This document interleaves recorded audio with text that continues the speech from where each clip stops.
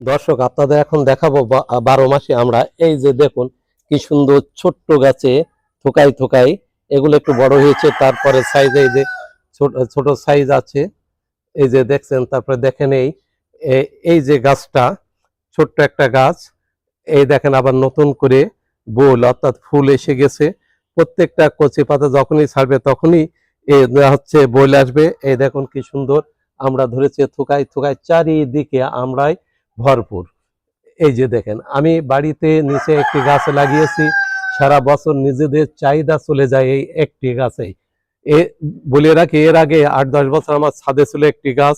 8-10 বছর ধরে ফল খাওয়ার পর সেই গাছটি নষ্ট হয়ে যাওয়ার পর পরবর্তীতে এটা নিচে মাটিতে লাগিয়েছি। এই যে আমড়াগুলো অত্যন্ত সুস্বাদু, মোটা যে বড় বড় আমড়া তার চাইতে এগুলো সাইজে একটু ছোটই হলেও অত্যন্ত সুস্বাদু এবং মিষ্টি আমড়া। আপনারাও একটি গাছ বাড়িতে লাগাইলে সারা বছরের আমড়ার চাহিদা পূরণ হবে।